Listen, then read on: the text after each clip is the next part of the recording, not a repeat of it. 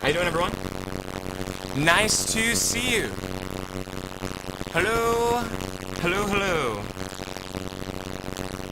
Aw, man. Happy to be with you. Nice to see everyone. Is everyone doing well? I hope you're having a lovely Tuesday afternoon, Tuesday morning, whenever you're watching this. Maybe you're watching the replay. Maybe it's a Thursday, I don't know.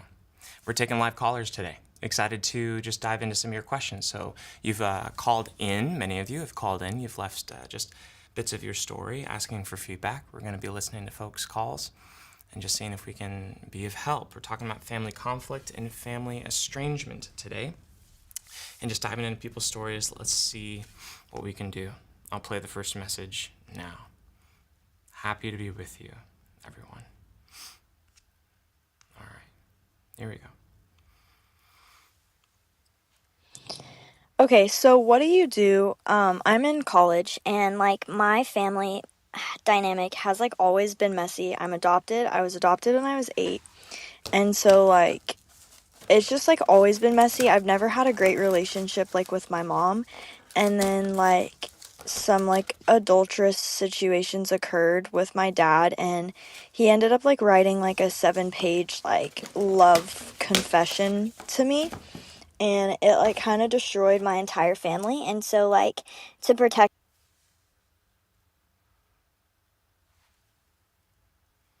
Hold on.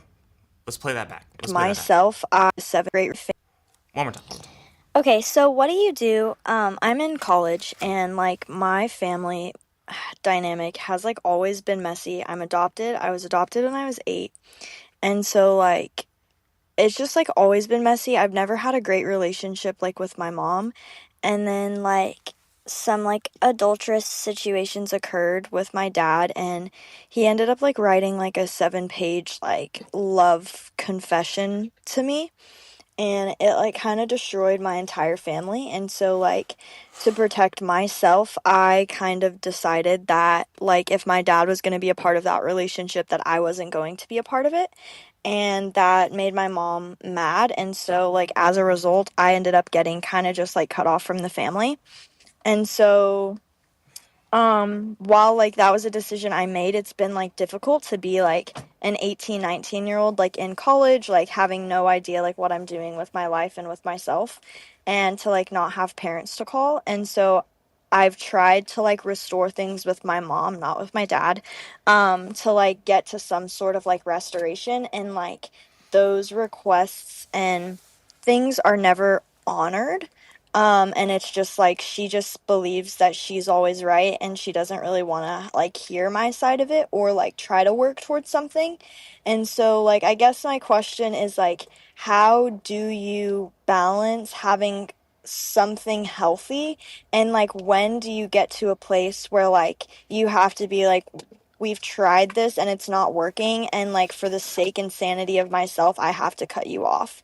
And like, is it biblical to do that? And like, what does that look like? All right. Starting in the deep end. So I think if you're second guessing what you heard, that I think you probably heard correctly. So her father, adopted father, wrote her a love letter confessing his affection for her romantically. And when she brought this forward, mom didn't believe her. And now she's trying to figure out how to have a relationship with mom when mom has run to dad's defense. And she makes very reasonable requests to not be around when he's around. And mom is not accommodating those requests. And so she's wondering, what do I do? And then she puts something interesting on the end. Is it biblical to set up boundaries in a situation like this? All right. In the chat, what would you say? What would be your advice?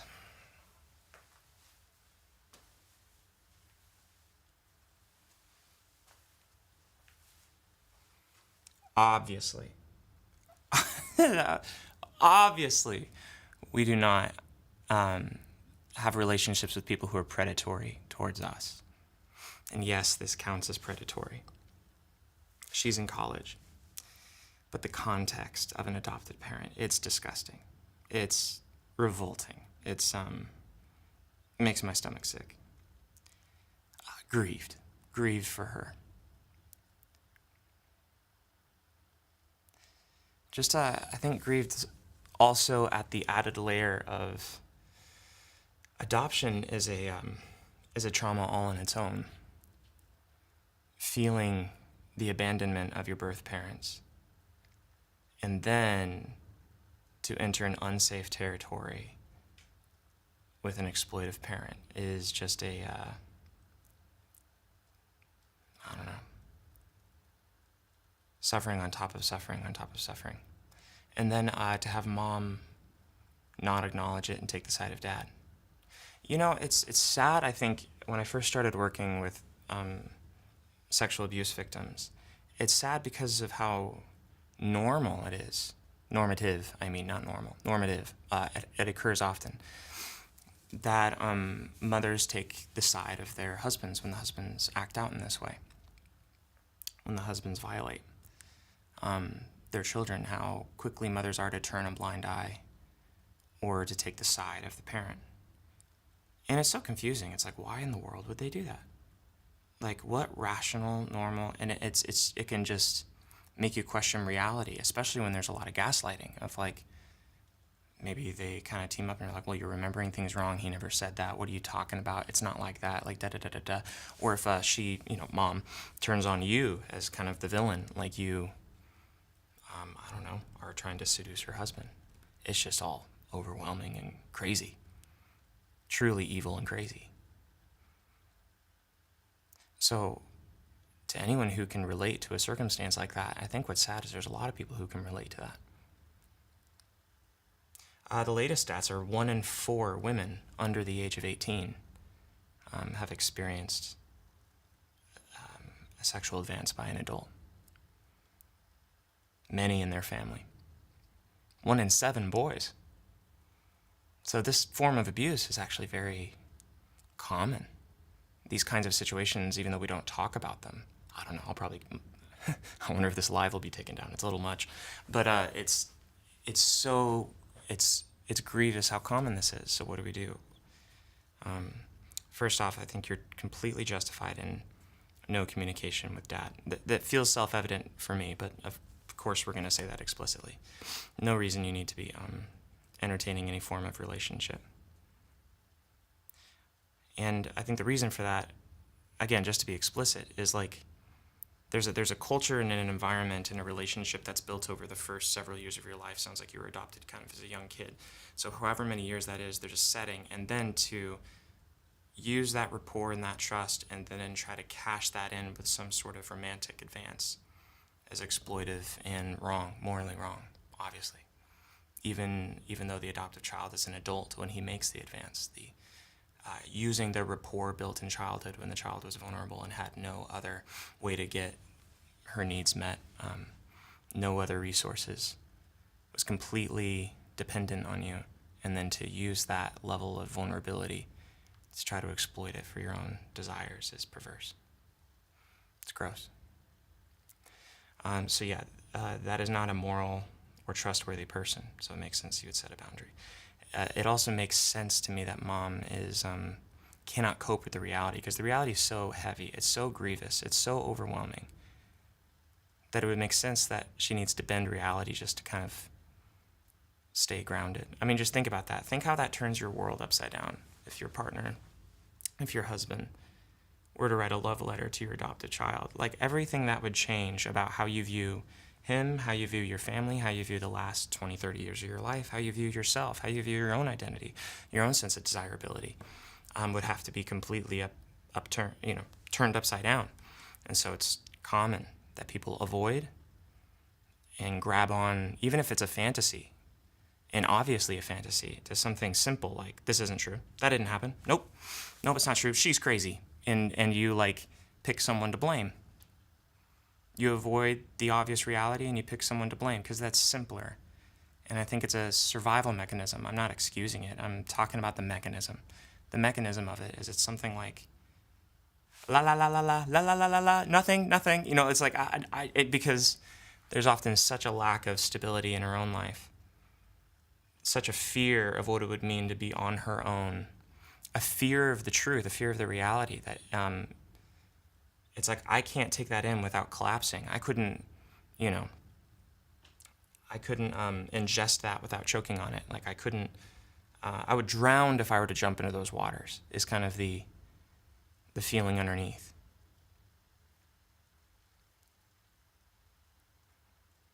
And so, kind of like, a cat backed into a corner, there's just kind of like the side swipes and the lashing out and the violence towards a child, towards a vulnerable child. It's completely inexcusable as well. The right thing, obviously, is for your mom to acknowledge the damage done and to point all of the criticism and judgment towards the perpetrator, towards the man who's trying to exploit childhood dependence in adulthood for his own perverse gain. And so that's the lay of the land. The lay of the land is that your father's in the wrong. Your mother's in the wrong. Your mother's response has less to do with you and more to do with her own overwhelm and not knowing how to cope with a reality that's overwhelming. One other nuance, and maybe there's some people here that can relate to this part too, as messed up as it is that sometimes the mothers know full well what's going on. They know about the abuse that's happening, and then they continue. So it's not like they just kind of like, la, la, la, la, la. It's like that happens years over years, and they even justify and enable, their husband's predatory behavior. And you could think, well, like, why does that happen? Why continue to stick to that timeline? I get that you're overwhelmed. I get that you can't take it in. But then over years and years, it almost kind of feels like you're complicit. It almost kind of feels like you consent to the arrangement. Like, I can't imagine that you would just, it's out of sight, out of mind. It's almost like you seem to kind of make a home in this false reality. So what's up with that?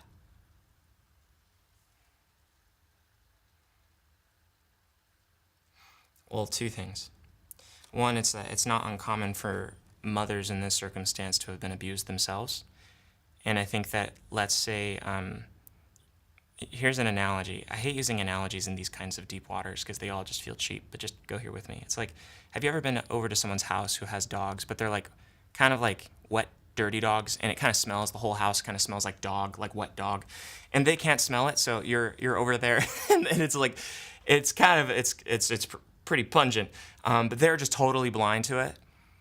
And they're like, what? It doesn't smell weird. What are you talking about? And it's like they've just gotten used to it because they kind of have been in the environment so much. Their brain's just kind of acclimated to the smell of wet dog and they don't even smell it anymore. That happens with predators. So if you grew up in a house where you were abused, you were victimized, you have a hard time smelling predator. And it's not uncommon that you get married to one. And then it's not uncommon that you see the very obvious signs that something bad is going on, and you turn a blind eye maybe even all the way into enabling. And oftentimes, the mothers will use the script towards their often daughters, sometimes sons too, that they use on themselves. You brought it on yourself. Nothing's happening. Stop whining about it. Be grateful for all the good things we're doing. You know, like there's these perverted, evil scripts that come through, and mom is often pointing that same script towards herself and her own victimization and her own abuse. I brought that on myself. I asked for it. It was my fault. I should just be grateful. So it's like the same poison she's serving out, she's drinking herself. Often. That doesn't excuse it. Don't hear any of this as me like trying to explain it away. I'm talking about the mechanism of it. Because here's what happens. If we don't understand the mechanism, then we blame ourselves and we get really cheap answers that don't help. Here's some of the cheap answers. It's just like, she thinks that I'm just a piece of garbage and I am garbage. Like I'm just trash and I don't deserve love and I'm just a da-da-da-da-da. Like there's some sort of like really like shame-driven self-hatred narrative that seems to stick, because it's like, well, why else would this happen? Why else would all these terrible things happen to me? Why else would my mom stand by as he did this to me? And then we think it's something to do with me because there's no other logical reason. And I'm telling you, objectively, if you can zoom out 10,000 feet, I'm not saying this is what heals your heart. I'm talking about what the truth is, the setting that this is happening. Is that she likely can't smell predator. And in the moments where she could, she chose to ignore it. And then that doubled down on the dysfunction. And she's serving you poison she's likely drinking herself. And that's not anything that I'm saying to motivate you to be compassionate towards her. I think it's evil. And I don't think she could, it's a far reach from she had no choice or something. I believe there's choice. There's plenty of people who get abused that don't do this. Obviously, that's true. That's the thing we have to remember. The vast majority of women who suffer abuse do not pick enabled or predatory partners that then exploit their children and then they turn a blind eye. That is a vast minority experience. So I don't think that trauma makes you do this. I don't think if you've been through enough trauma, then this inevitably happens. None of that. I think that there's times when we consent to letting the trauma rule our lives. And then there's times that we lean forward in curiosity, even if it feels like we don't know what to reach out for. We knock and we hope that the door is answered. We call out, hoping for a response. We pray to God. And even if there's not an immediate answer that heals everything right away, it's like we go on a journey. That's what every hero's journey is. Every story that we love, every movie that hits the blockbuster or whatever is about someone who leaves the familiar home and goes out on an adventure into the unknown where everything could fall apart because they realize there's something wrong with the way things are. And I need to discover it. It's Frodo leaving the Shire to go into hell. And I think that part of trauma healing, whether it's severe abuse like this or anything else, is to leave what makes sense or what helps you stay regulated, even if that's enabling like a drug addiction, whatever, and to go out into the unknown, to go out to the detox center, to go out to therapy, to go out into church, to go out into something and ask questions. I'm not saying it's up to everyone to have all the answers, but you got to go ask the question, and then you got to keep asking and keep asking. That sounds abstract, but what I'm saying is like the complexity. It's like, why would a mom defend her predatory husband? It's like, because she has consented to letting the trauma take over her life and take over her perspective, so much so that she's willing to sacrifice her daughter on the altar of her pain. Same goes for him. I'm talking a lot about the mom because the mom's more confusing. Don't hear me saying that I'm calling the mom out in a way that I'm not calling the dad out. Dad should go to jail. I mean, like, because my thought is, like, if you're willing to write a love letter to your adopted kid, my guess is there's all sorts of secretive stuff that led up to that point. People don't just go from 0 to 100 like that. People don't just write love letters to their adoptive kids, and then that's the first way they act out. So my guess is, like, there's Someone check that dude's browser history. Look through the hard drives. There's something.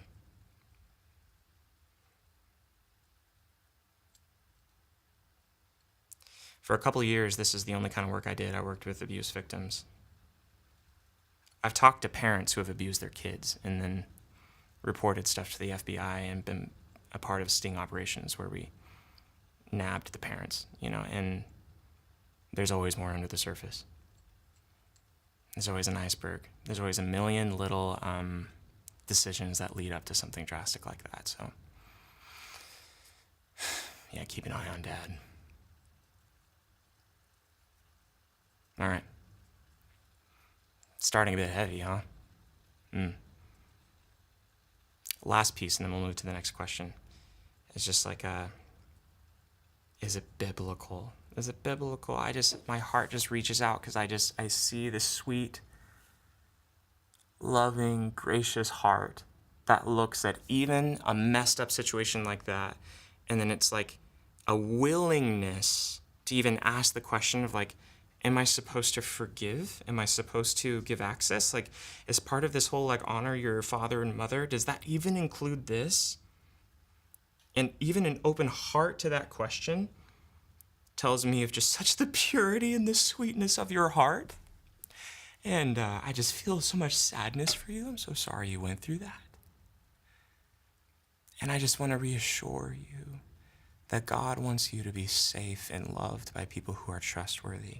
And there is nowhere in Scripture that we are told to subject ourselves to paternal, exploitive abuse. And the unwise, sometimes malicious voices that will use texts like turn the other cheek, forgive 70 times 7, to try to enable and justify not just these kinds of deep, perverse circumstances, but even things like domestic violence and spiritual abuse within the church and everything else. It's just the story I love to bring up. I tell this when I get invited to speak at churches, which I do occasionally, which I love. I preach a sermon on David and King Saul. And for those of you who might know the story, King David, he wasn't king right away. There was actually a long season where he was running away from King Saul. So King Saul was the ruler of Jerusalem. And he was not a good king. He was a corrupt king. And so God said, all right, I'm taking the kingdom away from you. I'm giving it to David. And then Saul kind of caught wind of this, and so he went on a rampage trying to kill David. The trick is that David was married to King Saul's daughter, Michal. And so Saul is David's father-in-law. And so you could think of it like a funny estrangement relationship in the Bible. David is estranged from his psychopathic father-in-law who's trying to kill him. And so he runs away, and he runs into the wilderness, and Saul takes the army and chases him. And there's this moment when David can get revenge. There's two moments, actually, where David could get revenge. He comes up on Saul in a cave while he's pooping, and he clips a part of his garment, his cape or whatever, and sneaks back into the cave. And then he goes up on the hill and yells out to Saul and says, hey, I could have taken revenge. I could have ended this, but I didn't, because I'm going to honor the Lord's anointed. That was like his phrase, essentially meaning God put you, in authority as a king. I'm not going to take justice in my own hands. I'm going to trust God with the justice. And he says that. He says this really unique line. He says, let God's justice be seen, and if he finds you at fault, let him take justice upon you. And if he sees me at fault, let him bring justice upon me. But I will not take revenge on the Lord's anointed. And so it's this weird thing. It's just this like, such a humble heart of just like, I'm willing to submit underneath of the eye of God's justice. Like, I'm willing to admit and own up to the places and be accountable for the places I'm wrong. So if I'm wrong, may God come at me. But man, if you're wrong, may God come against you. And that's such a bold thing to say. That it's not God's will that we just be these fluffy marshmallowy, like, I'm never gonna confront anybody. I'm just this kind of pacifist, whatever. But at the same time, we actually don't get, whoa, sorry, one second. We don't take out justice on our own. We submit justice to God. I'll explain what that means in a second. So Saul repents. This is the craziest part of the story. Saul repents and he says, David, I've been a fool. I'm so sorry. Please come home. And you know what the next verse says? David fled. He went off into the mountains. So that's weird because you have repentance, right? You have Saul, you have King Saul repenting before God and before David. And David, by all appearances, does not accept Saul's apology. He doesn't just accept an apology, he waits for changed behavior. So he runs off into the wilderness. And then Saul has a change of heart and tries to go kill him again. Runs off into the wilderness. And again, David is delivered into David's hands. David wanders into his camp, takes his water jug, and then goes up on the hill and wakes Saul up and is like, hey, I could have taken you out, dude. I could have again. A second time. I had a spear right by your head. I could have just taken justice in my own hands, but I didn't. And then Saul repents again. He's like, oh my goodness, David, I'm so sorry. Like, I'm so at fault. Like, please come home. And then it says David fled again. David didn't go home. And then, lo and behold, King Saul goes after him again, hires a witch to try to, I don't know, like, there's all this crazy story that Saul is essentially just this narcissistic freak that is trying to control everything. And David submits to the Lord's timing, and then God establishes David as king and takes Saul out. And it's this interesting blend of, like, honoring your father and mother does not mean going back to the castle when they say sorry. It perfectly includes holding boundaries when you see dysfunctional behavior and danger. But there's limitations. You didn't see David going around town and, insulting him when he could have. And you also didn't see him take revenge when he could have. Now, you and I know I'm going on a little bit of a religious thing here, but it's so important because I think Christians can get so bound up in this because no one talks about it. I've never heard this sermon anywhere. Has anyone ever heard this story used to talk about estrangement? I haven't. So it says, I forget where it is. I need to memorize this verse when I talk about it, but I think it's in Corinthians where it says that God has set up the kings and the courts and the judges to be God's hands of justice in the world. And he says, submit, to the kings of the land and submit to the government systems, for God uses their hands to enact his justice. And so part of the way that we let God be the one who takes justice is by going through the judicial system and submitting evidence to the authorities. So instead of taking revenge ourselves, we make reports. We call CPS. We testify in court against our parents. It's not unforgiving to not testify, it's not unforgiving to testify. It's not true. It's not unforgiving to tell the truth. God, the worship that God desires is that we would worship him in spirit and in truth. Since when does telling the truth ever oppose God's will or God's desire for what he wants on earth? Jesus said, those on the side of truth, listen to me. For you to go and enact justice yourself and to take him out or to in some way get some form of vigilante revenge, that's not appropriate. People want to, especially when it comes to the kind of abuse you're talking about. But it's like, that's not wise. But to speak the truth and to hold the boundary, I think is completely justified. And then even in cases where there's evidence that could result in him being put away in prison, and things might come out in the future, because my guess is this is not his first offense, you would be justified in testifying so that he can experience God's justice. And we feel like, well, that's mean. It's like, no. Anyone who's read the book of Isaiah, God's biggest gripe with Israel over and over, is that there's no justice for the orphan. There's no justice for the widow. And I'm tired of the church using these handful of verses to justify orphans and widows, single women, to stay in these abusive situations. It's perverse, it's gross. And I think you can see God's anger in Isaiah 51, Isaiah 59, Isaiah 61. So there's no justice. Your courts are perverse. Your priests are perverse. There's no justice for them. And you deserve justice. So, yes, you can set boundaries. Yes, God will bless that effort and call out to Him. So, all right, sermon over, but come on. Next caller. All right, not all of them are going to be that heavy.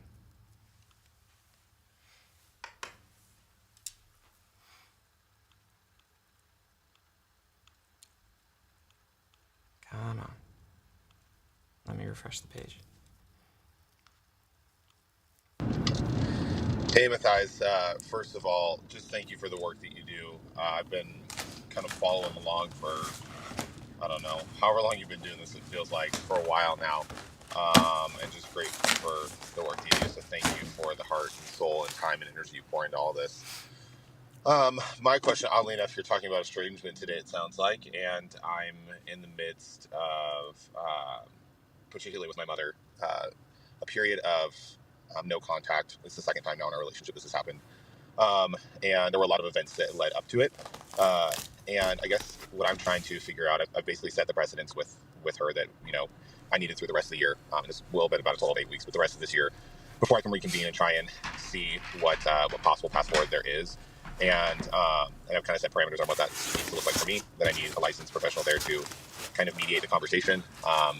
And I guess like the question I have is when do you reach the point where you just know that like things aren't going to change and you just have to make a decision about what the path forward looks like? Because it's been well over a decade since my wife and I got engaged. This is kind of like that's when the dynamics really shifted in the relationship with my mom, where she became very early on very like angry and very defensive and kind of like emotionally combative towards my wife and then towards my wife's family. But it was all very like behind the scenes, like to everyone's faces and to the people around, everything seems fine. But behind the scenes, it was like constant comparison of our families, constant, just shaming me for, not talking to them enough, not reaching out enough, not investing enough in a relationship. And I feel like especially as I've grown and learned what I need and tried to really unwire from my role in that relationship because it was really just enmeshed and toxic for me. She's just not had the ability or made the choice to adapt to the new dynamics of our relationship, and that was kind of what sparked the most recent no contact. Was I just was very clear about I no longer want the dynamics that we used to have in our relationship, and this is what I do have capacity for, and my wife and kids are my first priority, and you're my parents, and I'm here to have a relationship with you, but I kind of X, Y, and Z. Here's the parameters of that and what boundaries I have for my time, and we certainly welcome relationship and connection. You guys are always welcome to reach out, and we're always going to do our best to respond as soon as we can and make time. But I just don't have the ability or really desire in this season of my life to be the one that's like initiating all this contact or being this kind of emotional support person for her in particular. So I guess it's a lot of that to just say that when you know that you just need to kind of just call a spade and leave it as it is. I'm hopeful for restoration, and that's my prayer and my desire. It's great. Hold that in mind. Put a bookmark there. So we have someone who's like, hey, when do you know like enough's enough? This relationship just is not functional. It's not helpful. It just feels like we're kind of going around over and over and over and over, kind of the same thing, and it's just not getting better. This question here, I heard this one too. This is kind of like adjacent to this same problem. So I wanted to play this one as well because I have the same answer to both questions. Let me see if I can find it. No, I can't find it. It's fine. All right, never mind. We won't belabor the point. By the way, this is not an ad. This is just, on Black Friday when you're supposed to buy Christmas presents for other people, but you buy stuff for yourself. That's what I did. So it's just a coffee grinder. I'm gonna make some coffee. I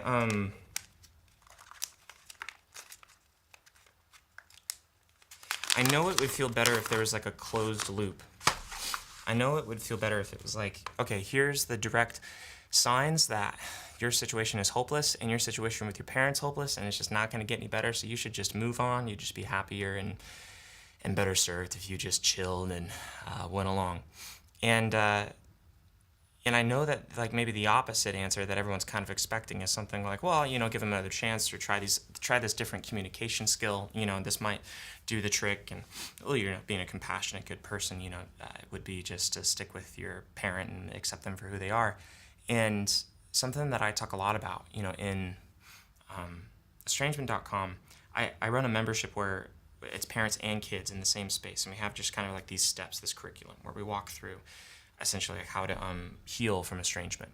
And it's a very different path for the parent. It's a lot of like realizing the negative pattern and realizing how your behavior contributed to why your kid is upset with you, and then healing some of your own hurt from childhood, and kind of waking up to how maybe you've had some areas where you felt really let down, and then learning kind of the tact and the skills for being able to not wear all the labels that your kid is throwing at you, which might be inflated or exaggerated or whatever. Like if they're calling you a narcissist, like you're not supposed to be like, yes, you're right, I'm a narcissist, But there are ways to be able to attune and to pay attention and acknowledge what you can and take responsibility for the facts of the matter and pay attention to their experience and walk through repair, right? So that's like generally the path that I take parents down. Parents is like, it's kind of a mix of some personal work, but also a lot of skills work for being able to kind of speak to a younger generation that grew up on the internet with a lot of different therapy words and different values, and there's a lot of cultural differences between the generations that I talk about, and it's like kind of learning a new language.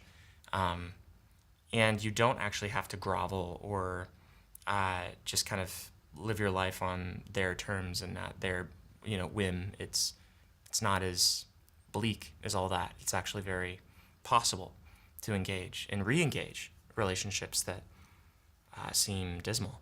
So yeah, we go through that path. The kid is very different.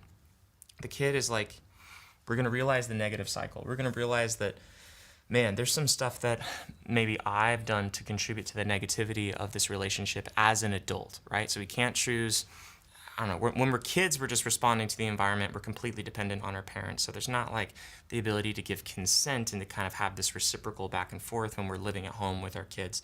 The power imbalance is very pronounced. But as an adult, there's times when we've contributed to the relationship negatively, even if it's as little as I haven't really spoken up about how I really feel. I've been gritting through it and trying to, trying to be accommodating and trying to be compassionate and kind, but in the process, I've been dishonest. And maybe there's some times I should have confronted you and I didn't. Or the ways that I did confront you were really harsh and were fueled from my hurt, not from a place grounded in my values, right?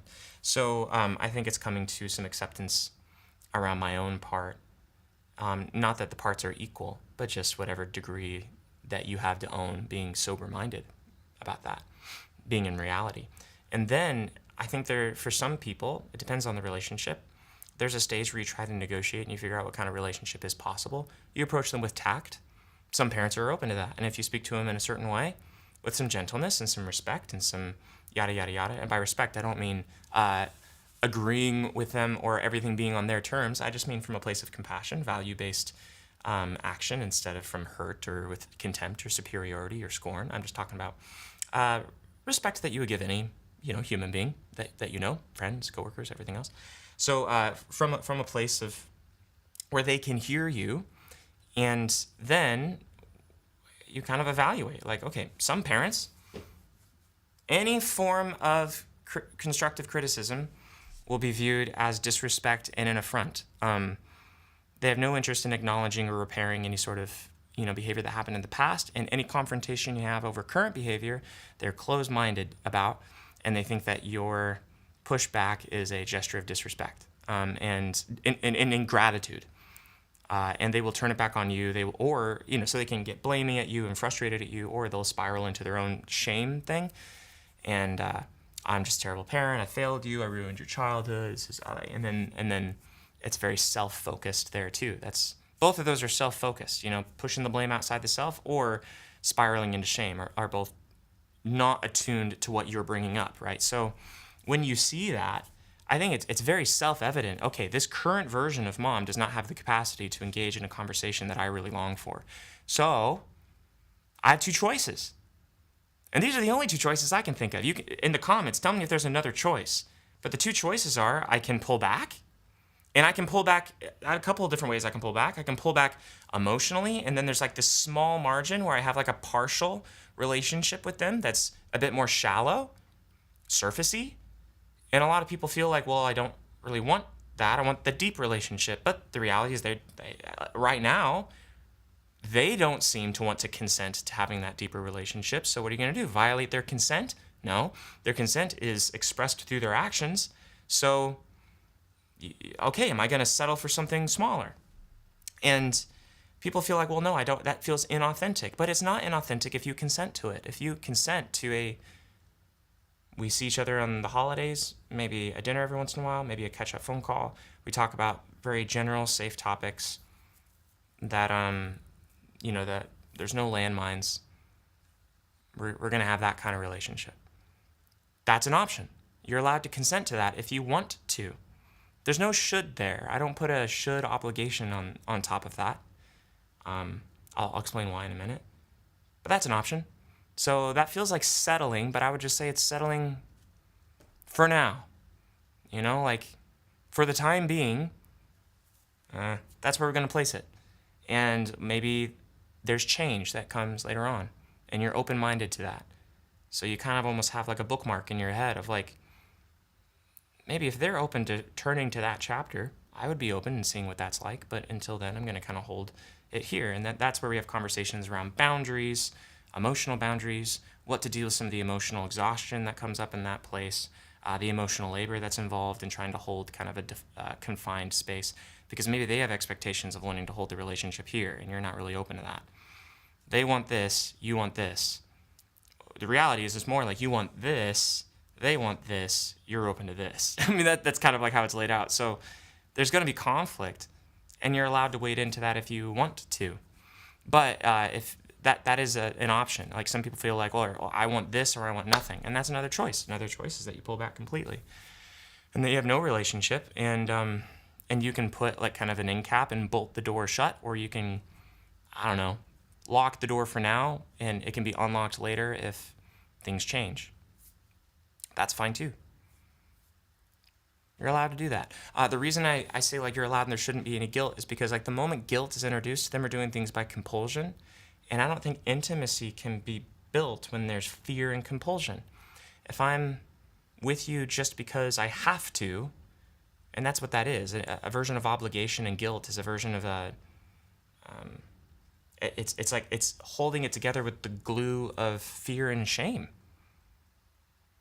What you want is an intimacy that's held together with affection, love, and mutual enjoyment of the other person. Not just you enjoying it, but them enjoying it too. Reciprocity, right?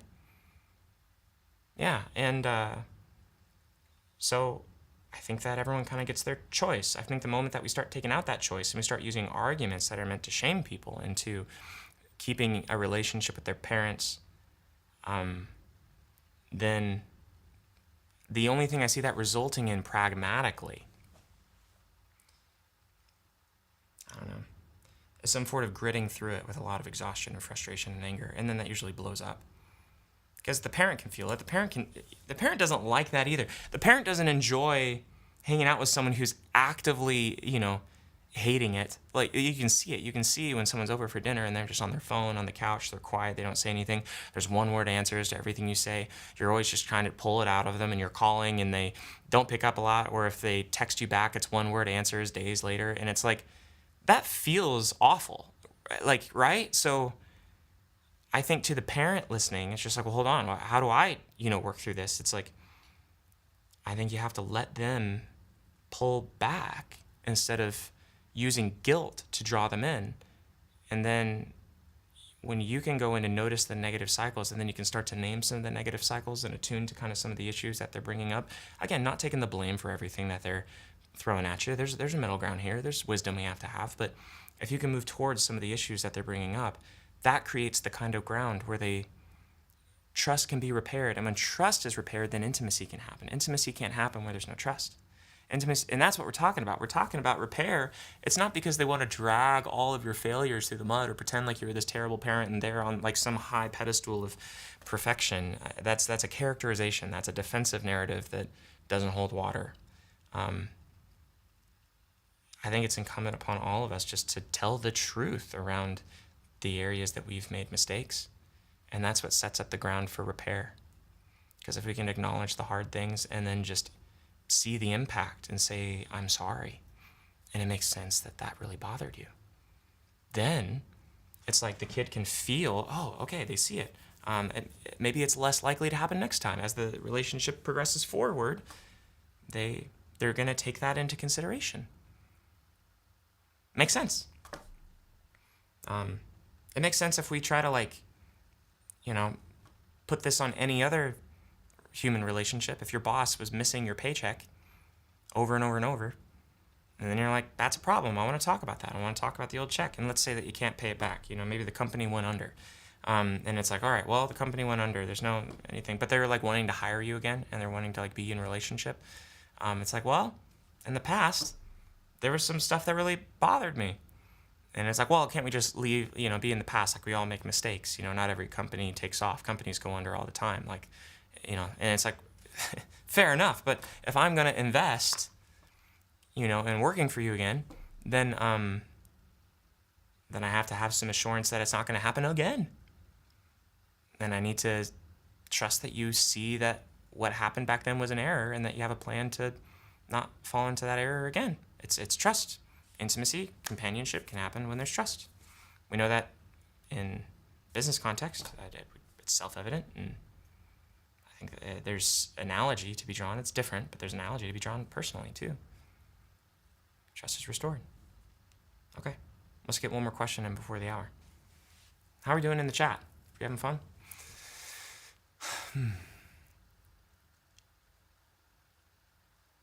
Aaron asks, how is it about them not consenting?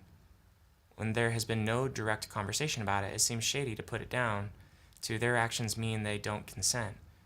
We can't infer consent by their inaction. That's muddy and unclear and unspoken. Yeah. Hey, fair enough, Aaron. I think that what I mean is that behavior also carries a message. Obviously, there's interpretation. That's where your comment makes a lot of sense, because we interpret people's behavior and we can draw conclusions that aren't really their intent. But the reality is that someone's stated intent is not always reflective of what they really believe. Sometimes the pattern of someone's behavior does carry a message. And if the pattern of someone's behavior is no, no, no, no, even though their mouth says yes, yes, yes, it would be foolish to not take all of that information into consideration before you extend trust to somebody. We know this in drug addiction. It's pretty simple in drug addiction. Someone can say, oh, I'm sorry, I'm sorry, I'm sorry. But if they keep drinking, there's a certain point where you have to let the behavior speak for itself. If someone keeps cheating on you, I'm sorry, I love you, I don't want to do this, oh, I'm so messed up. And then it's like, but they keep doing it. It's, at some point we have to let the behavior speak. That's my point. And obviously there's gray lines and that can be muddled. So we have to think very carefully on that, Aaron.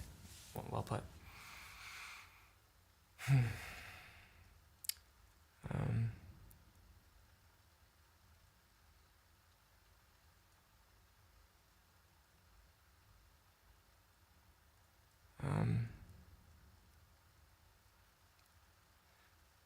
I'm just looking at the chat. Courtney says, definitely okay to set those boundaries with anyone and do what makes her feel safest. Yeah.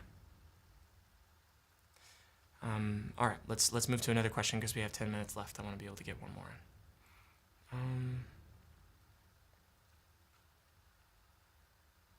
in. This is good.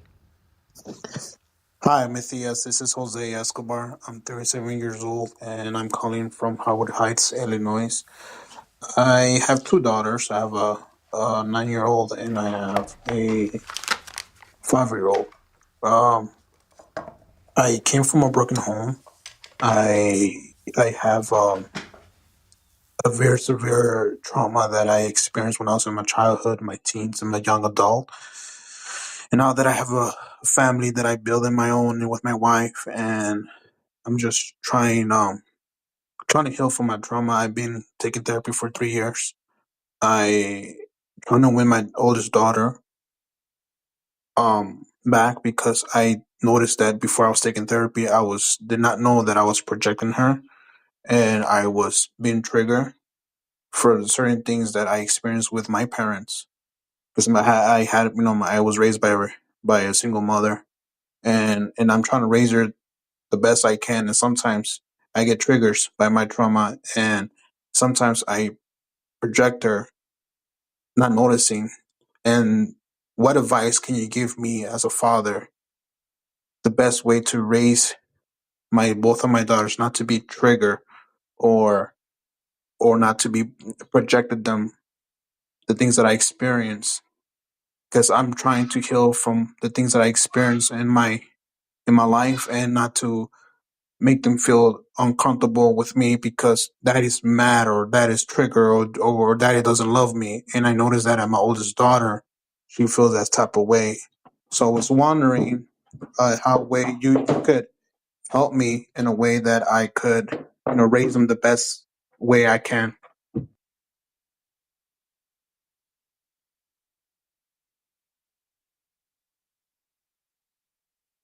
Sorry, my mic was off. All right.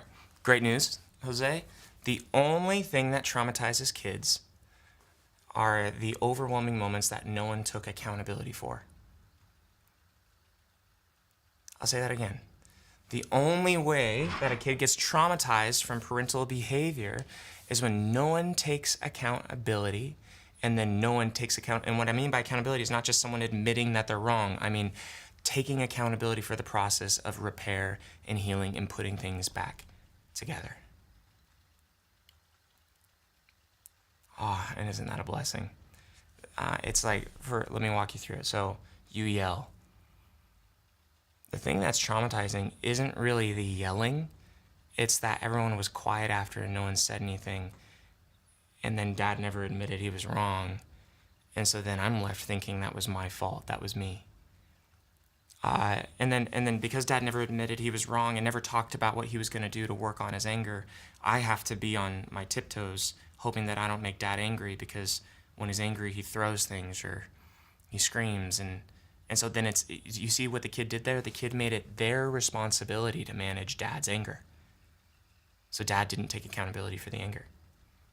Dad didn't repair, and then dad didn't take the necessary steps to continue to heal. The expectation isn't that you're perfect or that you don't have triggers. We all have triggers. The expectation is that you take accountability along the way and that you walk your kids through your process so that they can map it, so that they can see it.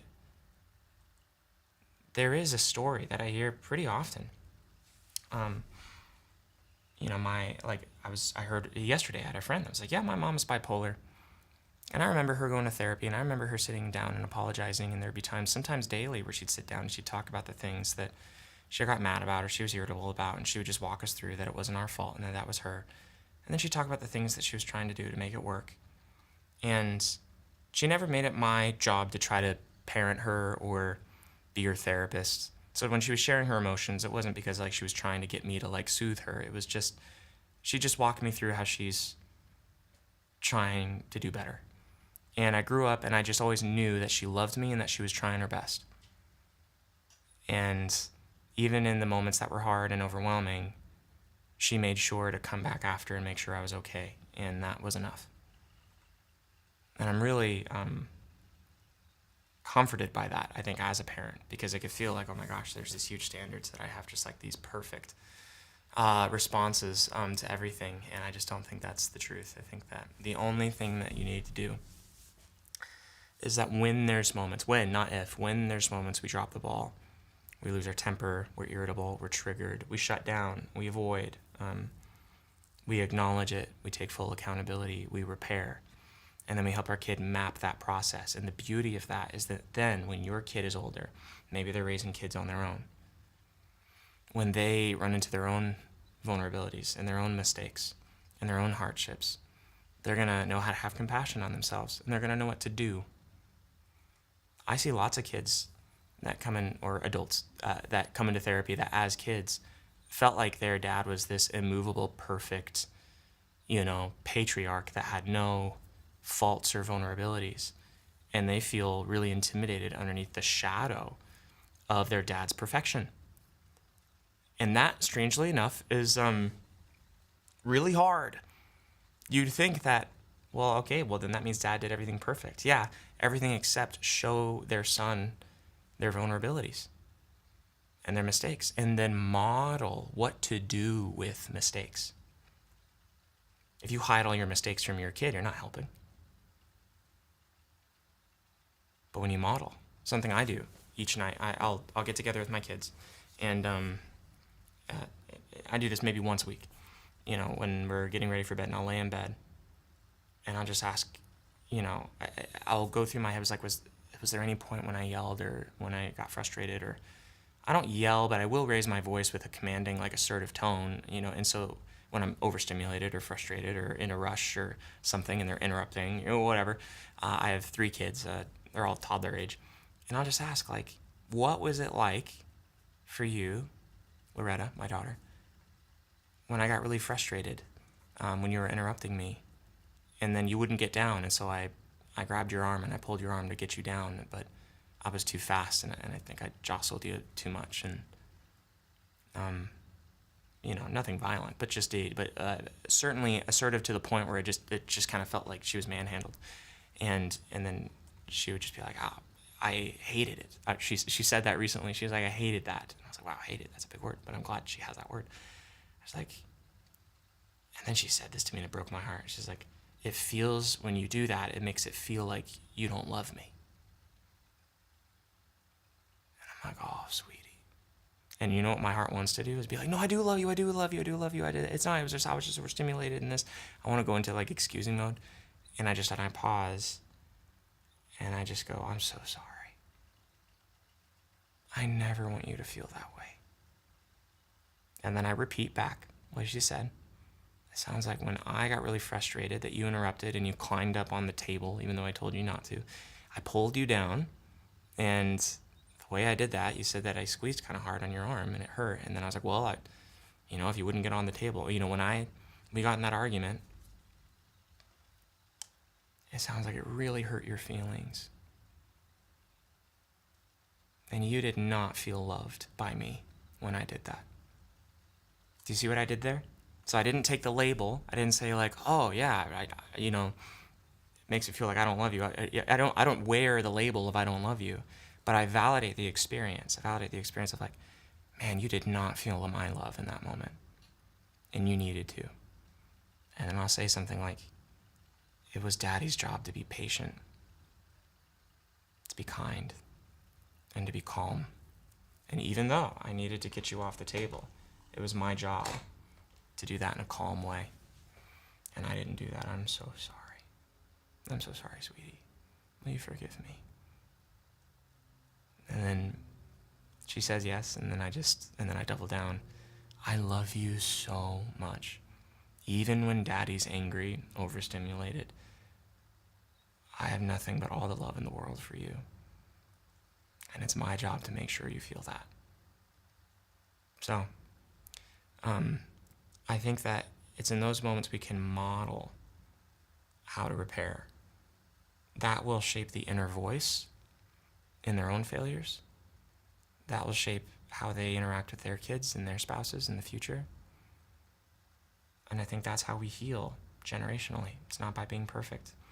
Ironically, I don't even think it's by necessarily healing your nervous system perfectly. I think it's in the repair. Good.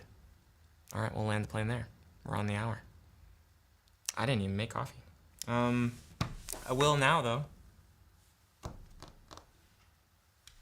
I could use some. Thank you, everyone. Thanks for coming to the stream. I love being with you. I know it started pretty heavy, but life is heavy. And there's repair and ways to heal from it on all sorts of layers. I want to look at the chat for just a little bit before I log off and just say hi to you good people. Someone says, will you save this? Yes, it'll be on YouTube. Yeah, go to YouTube, Matthias J. Barker. Yeah. Yeah, kids don't get traumatized by the event. They get traumatized when they are left alone in it. Yeah, not word for word. That's what I got. Yeah, you framed it well. If this process feels like just something that you really want to dive into, if the things that I'm saying are just lighting something up in you, where it's whoa, there's some work here for me, whether it's in reference to your own kids or to your parents, come to estrangement.com. It's open. It's a site I started. It's a community I started where we all get together and we all just work on healing together. We get on live calls together. It's an awesome community full of people who get this, who are in this. you should join. We'd love to see you there. Elaine says, this brings me to life. Yeah, acknowledge it and map the process. That's right. I needed this today. Oh yeah, so good. Cindy says, please do more lives. First time listening to your teaching. You make so much sense. Hey, well, I'm glad. Gotta come. Estrangement.com, there's tons of modules. There's literally modules on repair, on shame, on guilt, on trauma, on reaching out and how to have tact with conversations with your family. It's all I've been working on all year. I feel embarrassed because I've barely posted from like the month of July till now. Like I posted like 4 or 5 times, and that's just because I've been like hard at work building out that library. Kind of my life's work, the curriculum. And I'm putting it into a book right now, but that's going to be a couple of years before it comes out. So, yeah, you can access the good stuff in estrangement.com. Someone says, okay, I'm doing this with my parents. Yeah, which Dr. Helix says, is there a way to compassionately turn her mindset, though?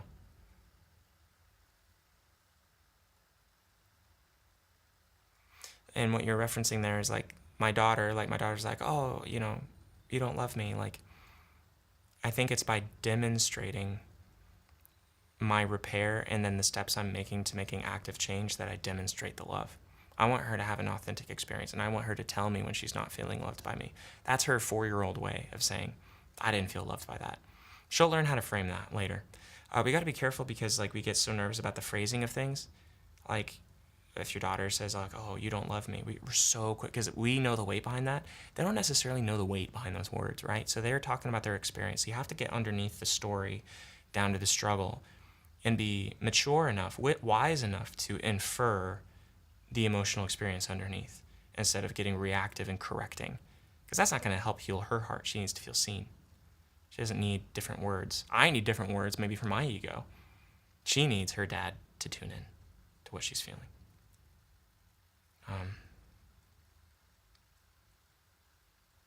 Oh yeah. Oh, everyone's talking about the grinder. That's funny.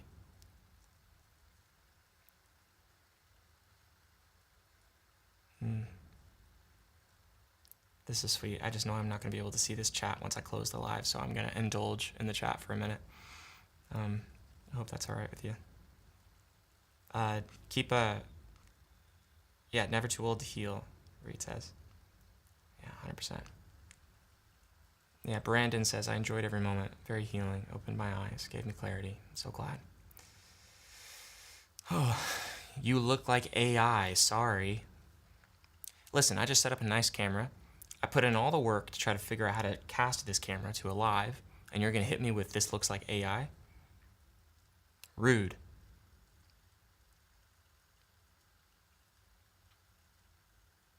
This is great.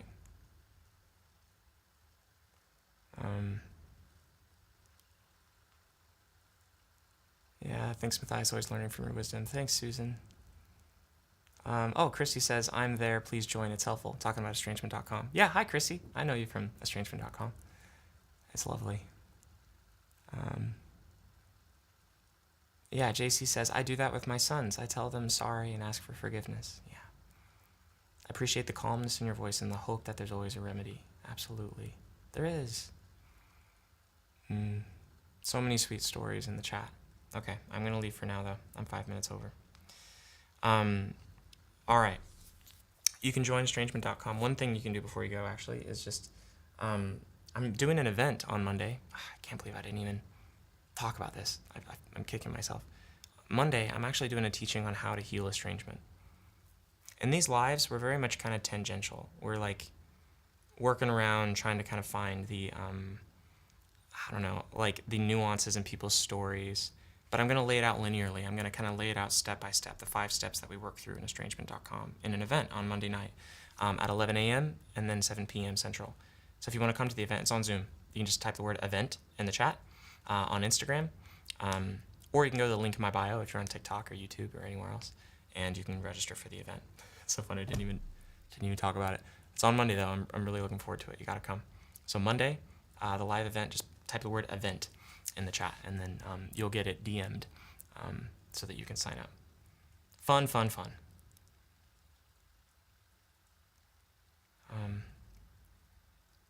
Yeah, all right. The chat goes wild on Instagram.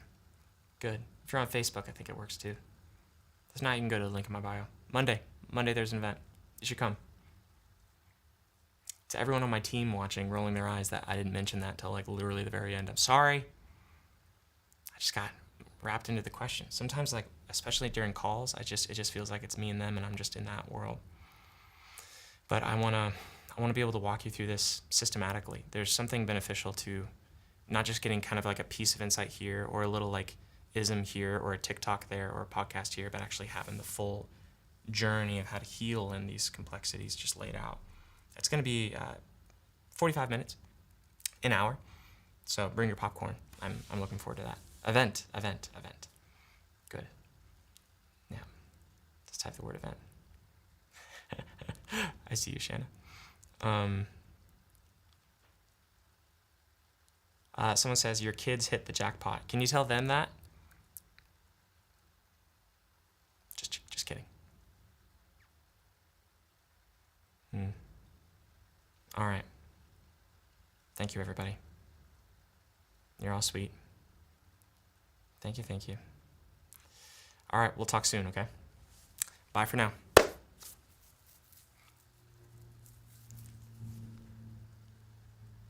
How do I turn it off?